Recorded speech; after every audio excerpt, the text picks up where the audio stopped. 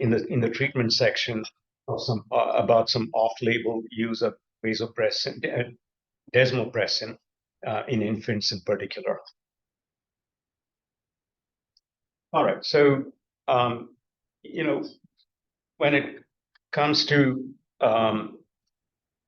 fluid management, there are two things. One is the volume status, which is intravascular volume and intracellular volume, extravascular volume.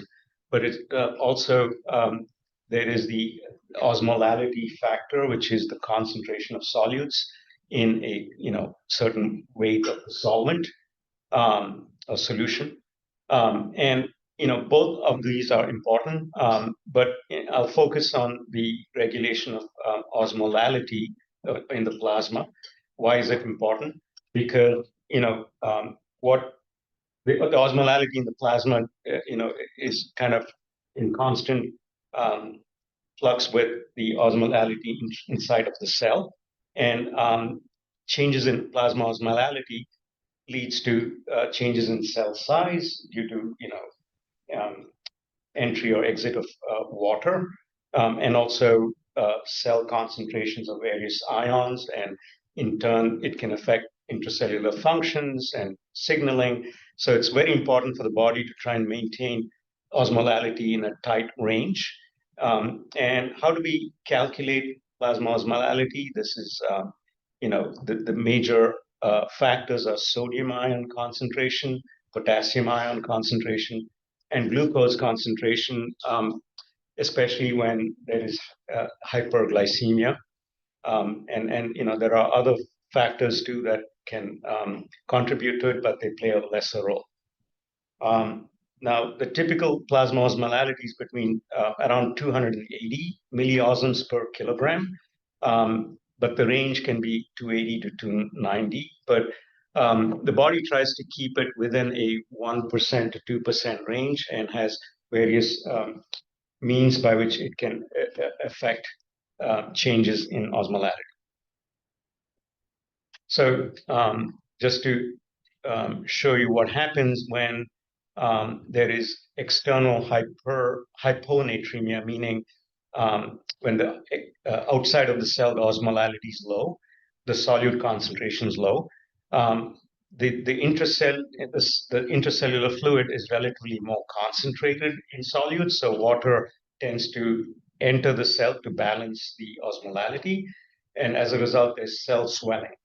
On the other hand, when there is extracellular hypernatremia or hyperosmolality, then there can be cell shrinkage and water exiting the cell to kind of try and balance the osmolality. This is assuming that the cell membrane is permeable to water. Now, how does the body try and maintain osmolality?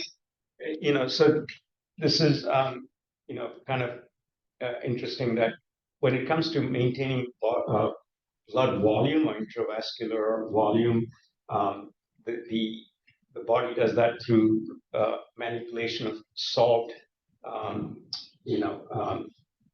output through the kidneys and intake. Whereas when it comes to osmolality or tonicity, the body tries to affect that by altering the output of water and intake of water.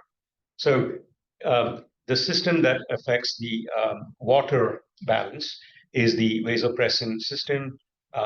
There's three parts to it. The sensing mechanism to sense the changes in osmolality. The osmosensors are in the hypothalamus around the third ventricle, in the wall of the third ventricle, where the blood-brain barrier, they're outside of the blood-brain barrier.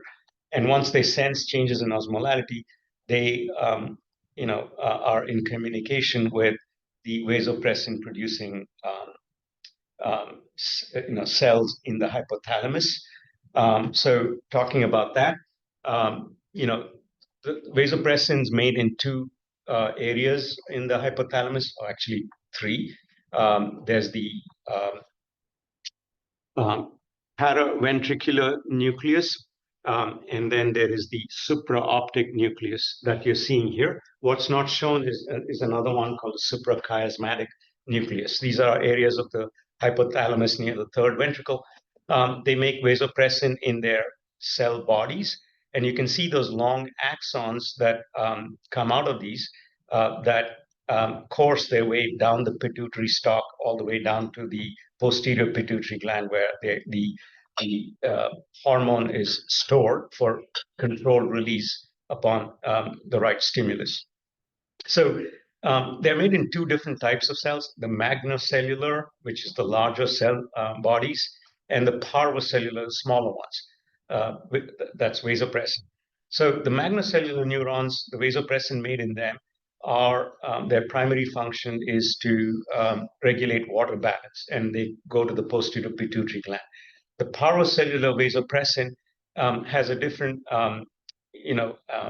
role, which is to go to the median eminence, where these are shorter fibers, and they kind of are secreted in the median eminence, where they're picked up by the portal system that carries the vasopressin to the anterior pituitary corticotrophs, which then release ACTH. So I will only mention this here now and then move on. So the parocellular vasopressin acts along with cortico CRH, basically, to kind of help in the stimulation and production of ACTH, and it's a totally different role. And it's a different receptor that I'll talk to you about. Vasopressin is released along with another peptide called copeptin, which I'll talk to you later about.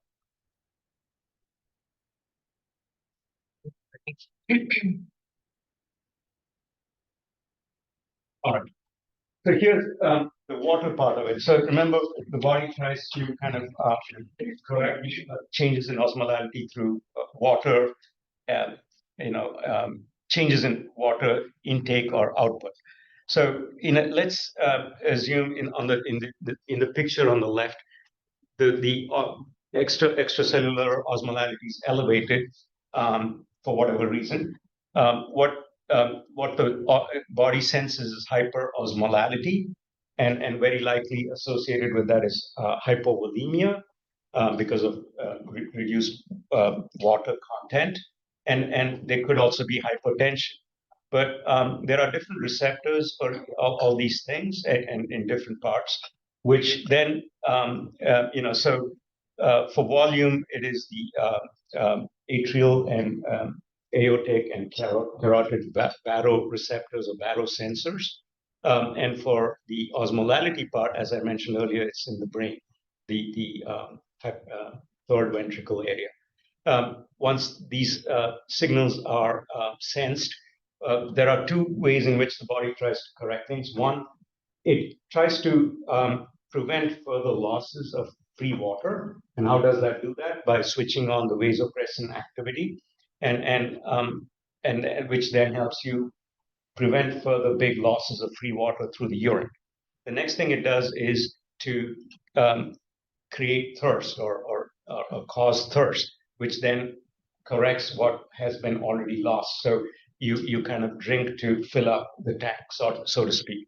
And once that's done, osmolality is corrected, and you can see that on the other side of the diagram. This picture shows what happens, when someone's sodium levels or serum osmolality starts to rise gradually, say in a situation where you're walking in a hot desert and there's no access to water.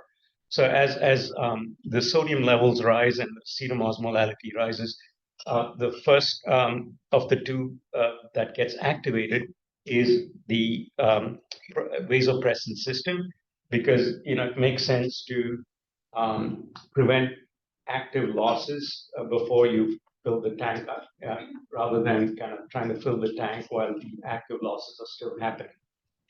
So vasopressin is activated at a lower threshold, And then thirst kicks in, a little later when the osms are a little higher. This is a very useful graph that you can keep and use. It's very elegant. It's from one of the articles by Pham et al. But what it's showing you is several things. One, if you look at this is the serum osmolality, and this is kind of 280 is considered like a normal level. And you can see as the serum osmolality rises, vasopressin levels start to rise. And this line here shows the vasopressin level in the plasma. And you can see that, even a 1%, 2% increase leads to rising vasopressin levels. And as the vasopressin levels rise here, you can see that this red line, which is the urine concentration, goes up accordingly. And peak urine concentration is achieved roughly at around a plasma vasopressin level of 5. And all you need is a serum osmolality of about 290 to reach that level. And any higher vasopressin level will have no further concentrating effect because you're maximally concentrating your urine with that level. So we'll come back to this graph, but you can see here, this is where vasopressin levels start to rise, and this is roughly where thirst kicks in. All right, and this, now there are, vasopressin, focusing on vasopressin, its secretion is there are many factors that stimulate it. One is osmolality. Rising osmolality leads to rising vasopressin levels. But there's also the pressure and volume sensors that stimulate vasopressin production. Now, they are more potent stimuli. However, as you can see here, you need just a 1 or 2% change in osmolality to start a rapid rise in vasopressin levels and antidiuresis, whereas you need nearly 10% or more change in volume, which is lower volume, lower blood pressure, for the other two stimuli to kick in. But once they kick in, they are more potent in that the vasopressin levels rise much higher, to the magnitude of 20 picograms per ml. And they have vasopressive effect. That's how the name vasopressin was first given to it. All right, so these are the various stimuli that can cause vasopressin release in the posterior pituitary gland. It's important to know this because, many children present for various reasons with pain, severe nausea, vomiting, and other conditions which may also cause dehydration or not. And they can be potent stimuli for release of vasopressin. There are medications that release vasopressin, cause release of vasopressin release, and of course, plasma tonicity. Equally, there are inhibitors of vasopressin production. Corticosteroids are one of them. Alcohol is another one. Stretch receptors, which are activated when there's increased volume or pressure in these various cardiac and arterial walls. They inhibit vasopressin production through connections through the brainstem. All right, once vasopressin is released, what's its key role? Well, with relevance to this talk, what it basically does is it acts at the distal collecting tubule, the wall of it, to kind of reabsorb water from the urinary tubule back into the bloodstream so that you don't lose as much water in the urine.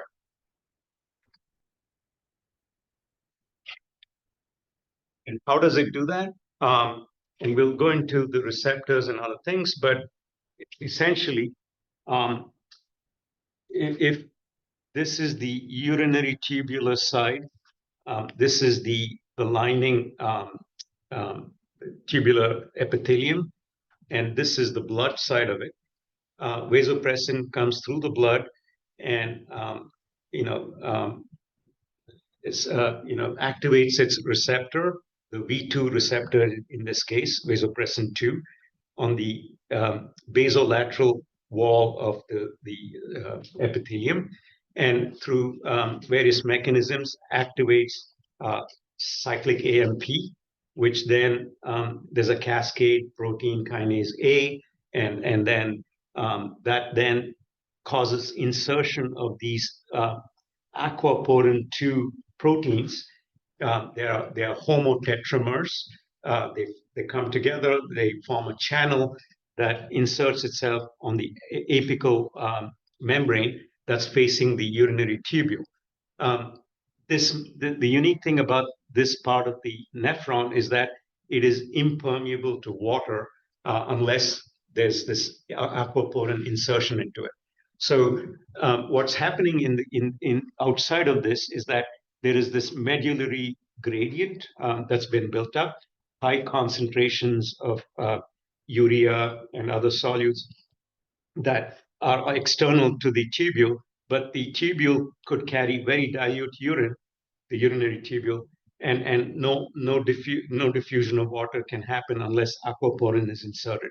So aquaporin, once it's inserted, what happens is that the gradient pulls the water out of the urine, and that makes its way through the tubular cell out into the interstitium and back into the blood.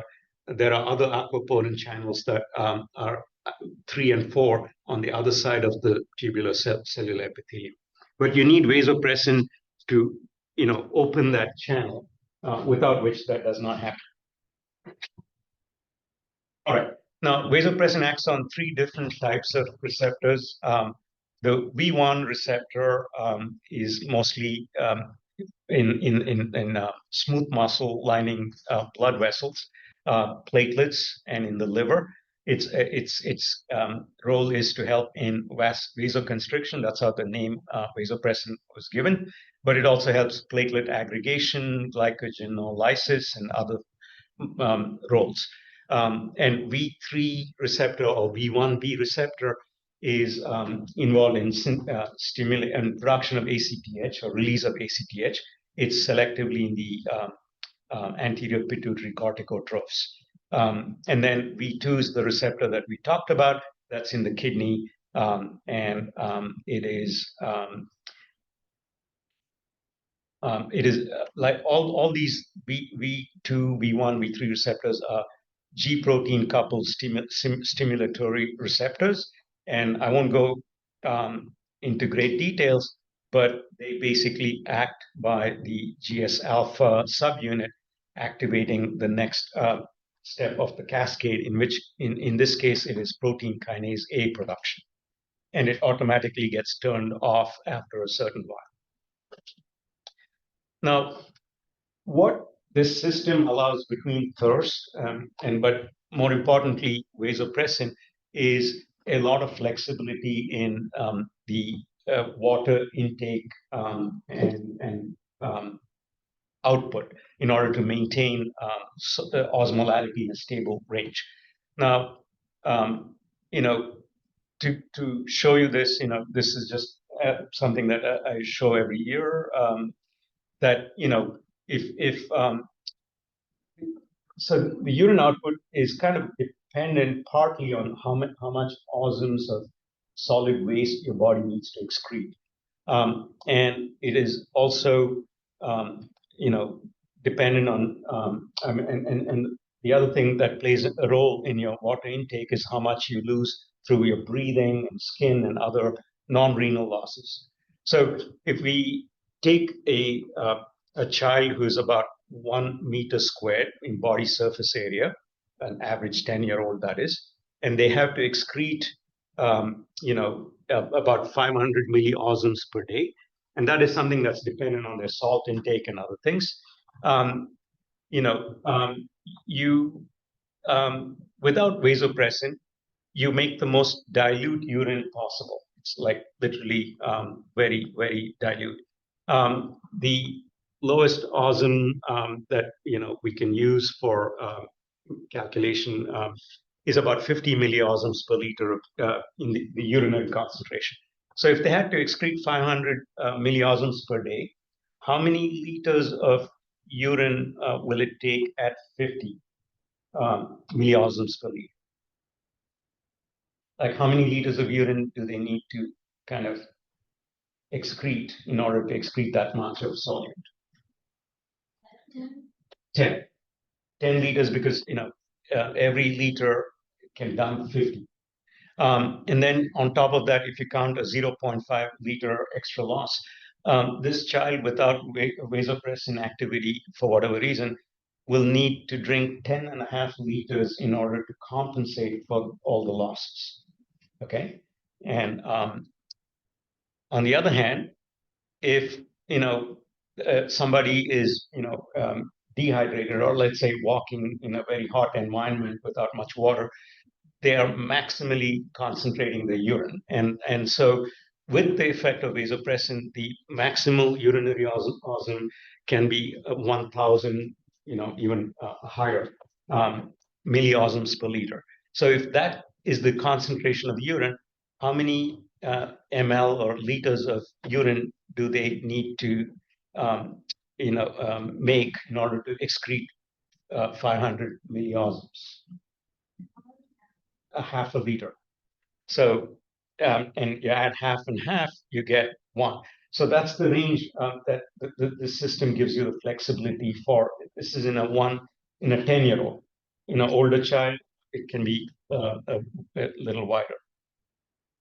All right. Now, let me focus on the part of the topic that I'll be talking today, which is hypernatremic conditions.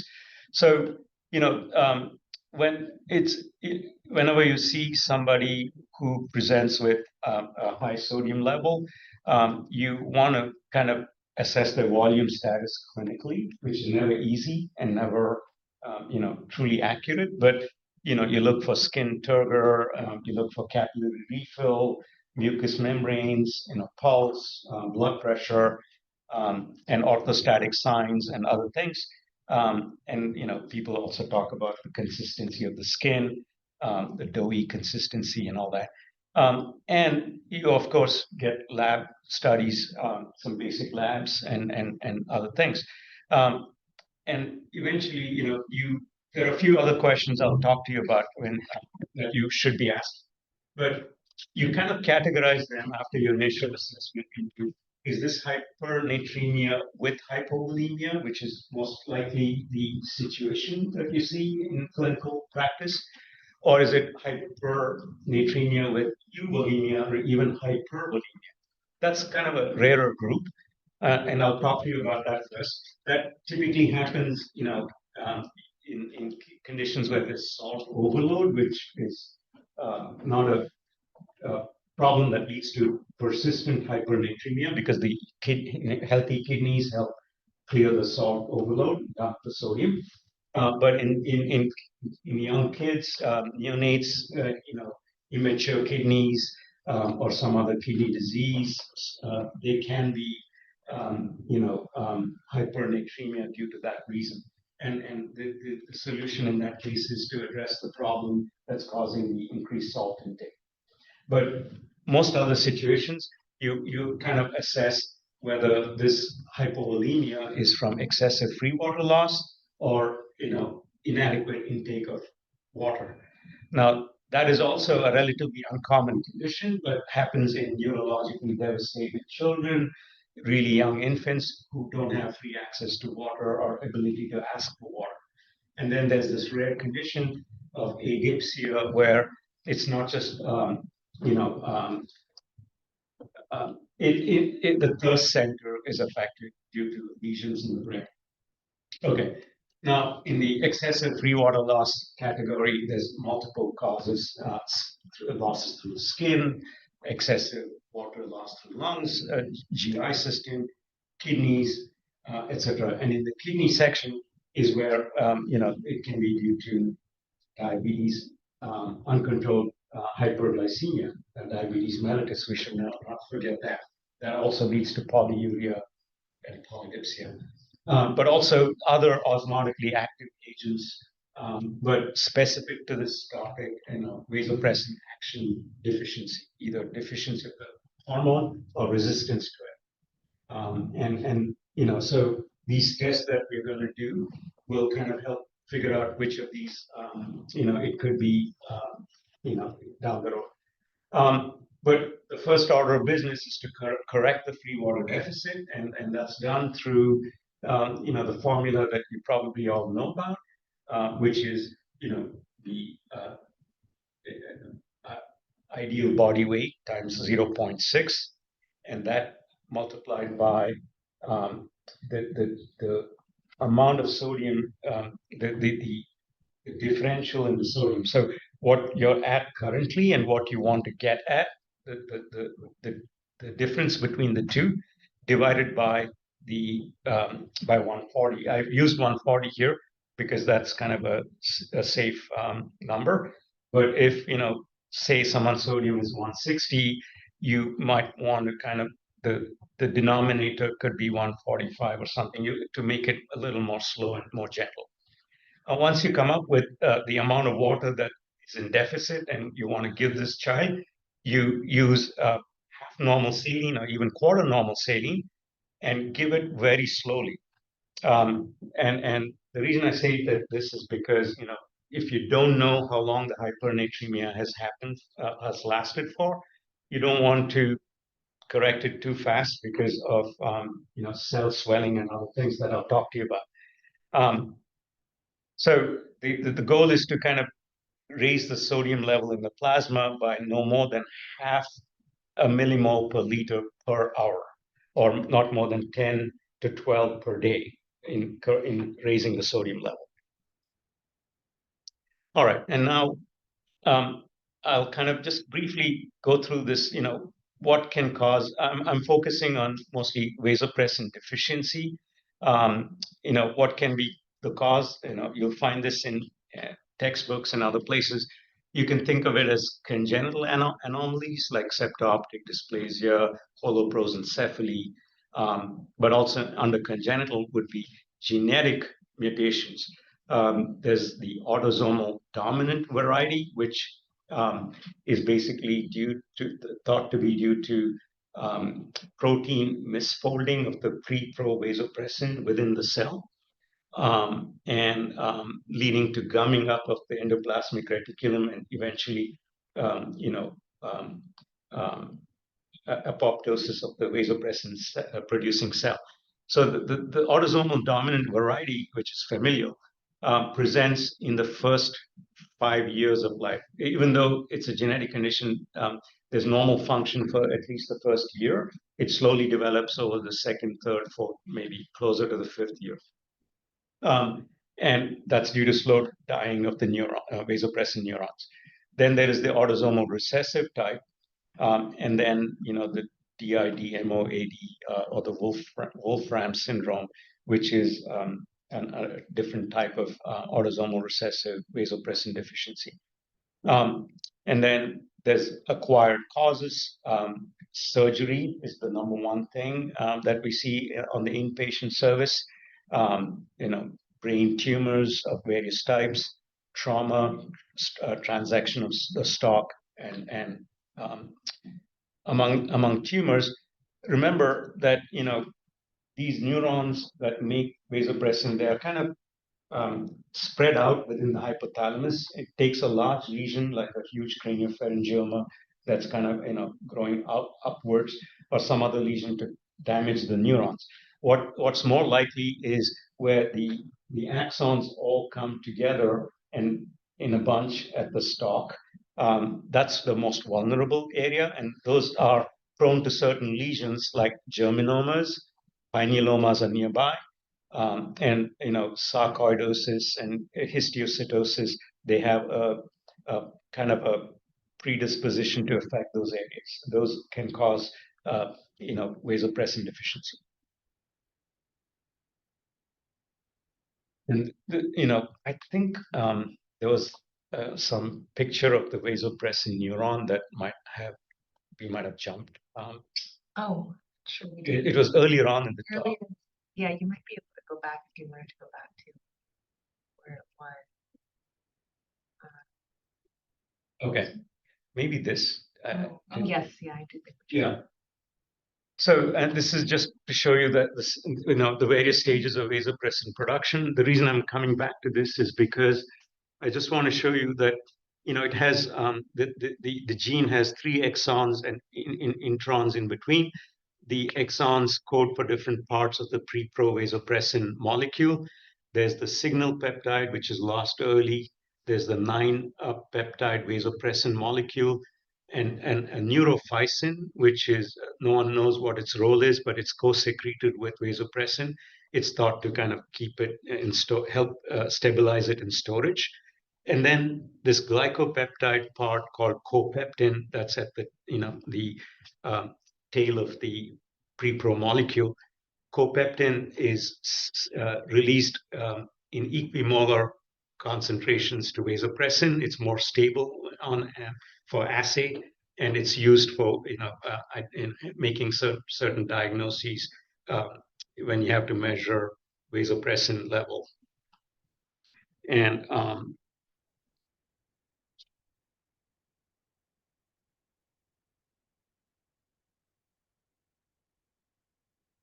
all right. Now, the other thing is, vasopressin levels might be fine, but it's not able to act well at the receptor level due to various disorders, mostly to do with renal conditions. So the V2 receptor mutations, there's dominant and recessive forms. Um, the V2 receptor is on the X chromosome, so it's an X-linked condition, and you you know um, you can also have aquaporin receptor defects. I mean, or rather, not receptor, aquaporin gene mutations that lead to defective aquaporin molecules that can also cause resistance. And then there is certain metabolic disorders. So whenever you see polyuria, polydipsia, you should make sure there's no hypercalcemia, which can cause a certain degree of vasopressin resistance at the tubular level, and hypokalemia, in addition to hyperglycemia, which we shouldn't miss. And then there are kidney diseases that can lead to polyuria and vasopressin resistance, and medications that act in different ways on the kidney to cause vasopressin resistance. Chronic lithium therapy can cause nephrogenic vasopressin resistance, and a few other. This is the picture of a V2 receptor. It's got 6 transmembrane regions. Okay, so when you're presented... Seven, that's the second part. No, V2, I'm sorry, this is, yeah, my bad, sorry. Yeah, Yes. it's a G protein complex. Yeah. They all have 7 transmembrane. I'm confused with something else. Polydipsia, polyuria, when a child presents to you in the clinic or in the inpatient setting with a story of excessive thirst, frequent urination, you basically ask questions such as how long has this gone on for? Is it for any particular fluid, or is it mostly water? And is the child waking up in the night to void and to drink, which would be unusual? What are the quantities? It's important to quantify it. And parents are typically able to tell you so many ounces, so many times a day. And you basically see if this amount exceeds 2 liters per meter squared per day. Anything more than 2 liters per meter squared per day is excessive, and you'll see much higher intake in vasopressin deficiency. Now, once you kind of suspect that this is truly excessive intake and abnormal nighttime as well, and so on, you would be going and ordering these following tests: paired osmolality, what's happening to the serum osmolality, and simultaneously what's the urine osmolality, and various other tests that I mentioned there. And you kind of, based on the initial results, you rule out glucoseuria, hypercalcemia, etc. But when it comes to vasopressin deficiency or resistance, what you typically see is hyperosmolality in the serum with concomitant hypoosmolality of the urine. So more than 300 milliosmoles per kg in the serum and less than 300 in the urine, without a doubt, is a vasopressin defect of some sort. When the urine osms are more than 600, or if the serum osms are less than 270 in the setting of polyuria polydipsia, this is unlikely to be vasopressin defect. The reason is the urine is concentrated and the serum plasma is relatively dilute. This could be polydipsia, psychogenic, or some other condition causing excessive output and intake. Now, I want to show you this. This is something that you'll see a lot during your first year and subsequent inpatient stints. This is the triple phase response. So typically, when the surgeons operate on the in the hypothalamus pituitary region for craniopharyngioma or other brain tumors and procedures, there's a risk of damaging these the stalk, the pituitary stalk, where all the vasopressin axons are kind of bunched up together. And what you see immediately in the post-op period is, you can have basically three phases. The first phase of this triple phase response is a phase of polyuria polydipsia, or vasopressin deficiency. It starts within the first day, as early as within the first day post-op, and it can, up to the second day. And this is thought to happen due to edema and decreased vascularity. So, abnormal or decreased release of the stored hormone, and it should not be. One other confounding factor there is what fluids were given intra-op to this child. So the anesthetist had to give a lot of fluid during the surgery, or for whatever reason, they might be, losing that extra water they were given, and you might think this is the first phase of the triple phase response. So how do you differentiate between the two? You look at sodium in the plasma osmolality, serum osmolality, and that'll tell you whether this is a concentrated situation or dilute as in intra-op fluid overload. But anyway, this is the first phase. It doesn't last long.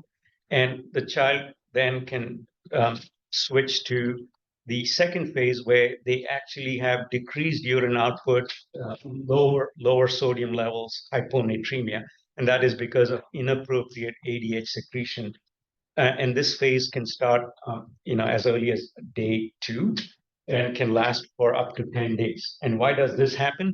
Because the dying neurons from after the transection or injury to the axons, the dying neurons release the stored hormone. And the longer this phase lasts in terms of time, the more likely it is that this child will have permanent deficit in vasopressin production. And that's also the reason why you don't want to rush to give this child in this phase any long-term, long-lasting treatment like DD-AVP, which has a long half-life, because you don't know how quickly, I'm talking about, sorry, the first phase. You don't know how quickly these phases, the child will switch from one phase to the other. You don't know if it's going to be transient or permanent.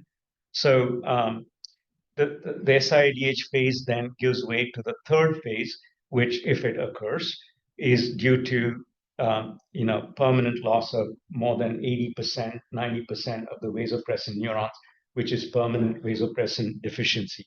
And that leads to prolonged polyuria polydipsia and does need long-term treatment.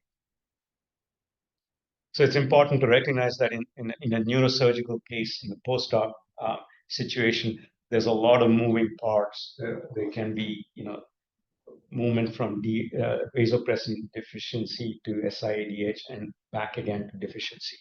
And you should also consider fluid overload. Now, The water deprivation test is something that we do in a controlled situation in some of the units here in the hospital when there's a doubt whether this child has vasopressin deficiency or not. And that is when, those criteria I mentioned earlier are not fully met.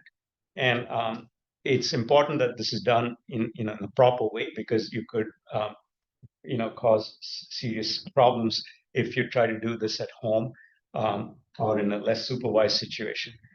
You bring the child into the unit early in the morning and try to restrict water intake for about 8 to 10 hours, depending on the age of the child, and monitor several things. The idea is to try and raise the serum osmolality and see what the urine osmolality does or doesn't do. And typically in a normal situation, as the serum osmolality with water deprivation goes up, you see that the urine osmolality also goes up. That this is in the presence of normal vasopressin activity. And there's different ranges of normal, but this is how the urine osmolality should go up. But if there is vasopressin deficiency or resistance, despite rising serum osmolality, the urine osmolality remains low, less than 300. Now, there are situations where you can have urinary concentrations that go up, but not as much. And that could be due to, there's this condition, primary polydipsia, where, habitual excessive intake of water washes out the renal gradient, as a result of which the maximal concentrating ability of the kidney is diminished. And that can be, it's reversible, it can be corrected over time, but you will see not so great urinary osms in that situation. And then, of course, there's this condition called partial diabetes insipidus, or partial vasopressin deficiency, which can also present that way. Now, if when do you stop this test? It's when the child starts to have increased heart rate and other signs of volume changes. But you shouldn't stop it based on body weight changes, because what you're trying to do is, if the child has had excessive water intake from other reasons, the weight loss itself may not be adequate to say that, to cause the hyperosmolar situation. And once you reach a serum osm more than 300, and if the urine osm is less than 300, it's clearly not DI. But if it's urine osms greater than 600, I'm sorry, the serum osm greater than 300, urine osm less than 300 is DI, or vasopressin deficiency resistance. And if the urine osm is greater than 600 for more than an hour, then it is not vasopressin deficiency. But if it's in between, then you have to continue the test a little longer to try and figure out what's going on. But once you know that this is vasopressin deficiency or resistance, how do you differentiate between the two? You, at that point where you know that this is vasopressin defect, you give the child aqueous vasopressin, and in an hour you see what the urine concentration osmolality is. And if it increases twofold, you know that this is due to a deficiency, and giving this replace the deficiency. If there's no response, or it's not a good response, and the osm still remains low in the urine, then it's likely to be resistance and a renal thing. All right. Now, this is the vasopressin, pre-pro vasopressin molecule. I just wanted to show you because of copeptin. Copeptin is the last part of it. And it's now used more and more clinically, instead of doing water deprivation test, which is kind of not so great of an experience for the child. It's used clinically for making these diagnoses in mostly in adults, but in children, protocols are, I think, being developed. But so if a child has, no, I'm going to skip this. Sorry.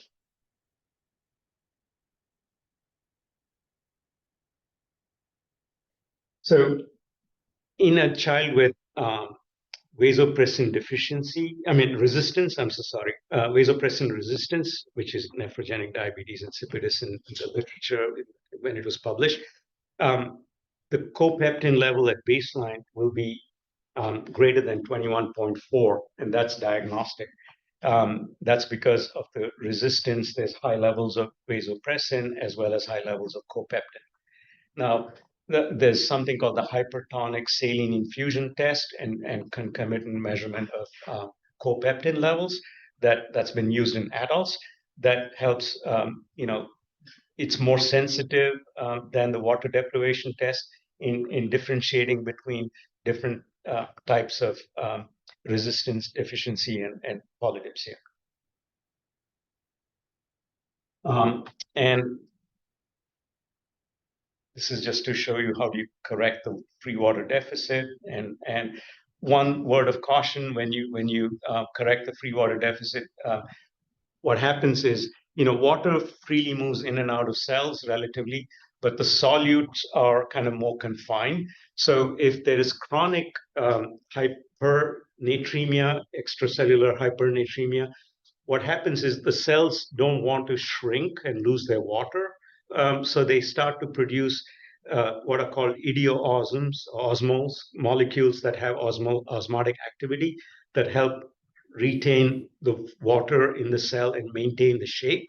And when you correct the external hypernatremia rapidly and make it relatively more dilute outside than within the cell, the idioosms and the extra osms that the cells generated cannot be lost quickly. So the cell ends up swelling, and that can lead to, severe brain, damage. And so, you don't want to, if you don't know how long this hypernatremia has lasted, you want to correct it slowly.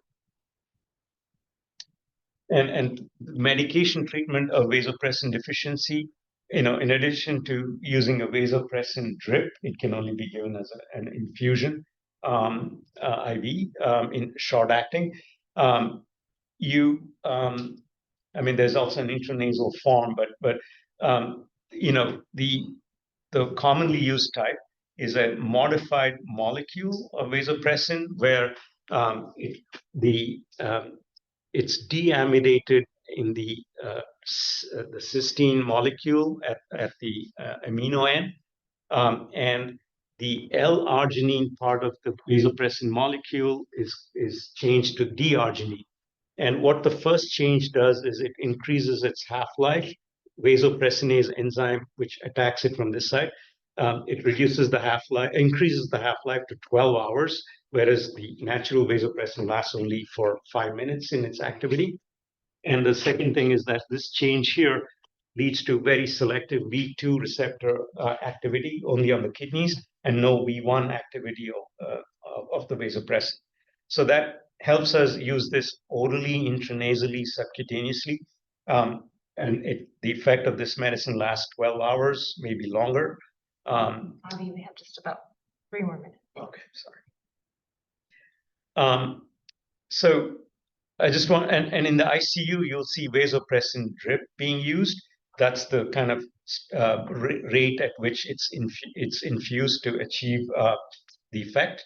And I just want to show that at a infusion rate of 1.5 milliunit per kilogram per hour, which is like halfway between the range I showed you, you achieve the maximal concentrating ability, and double the required vasopressin concentration in the serum. And this is how, so oral DDAVP, is given 12 hourly or 24 hourly. The importance is to kind of make sure that there is chance for the child to have the effect of the medicine wear off about once a day in order to not stack the doses and lead to fluid overload and no option of releasing the extra water that they may have consumed or retained. Some challenging situations, you can look up the slides later, are in neonates who solely depend on liquid diet. So you can't restrict their water intake. The one thing to know about vasopressin or DDAVP treatment is that once you give it, they're maximally concentrating the urine. There's no other option. And so they are restricted in their urine output to 1 liter per meter squared per day. So anything more than that they consume, they have no way of washing it off.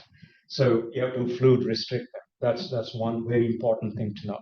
And then you risk hyponatremia if you don't do that, which can then lead to acute brain problems. So in neonates, you can't restrict their fluid intake because they depend on liquid calories. So you have to use other means to kind of manage their diabetes insipidus, either with extra free water, thiazide diuretics, or intermittent dosing of DAVP subcutaneously or other means. And then there's a certain perioperative management of diabetes, which can be complicated. It depends on how long the surgery needs to be done and what post-op status the child might have. So I'll stop here in the interest of time. I'm sorry I couldn't complete everything.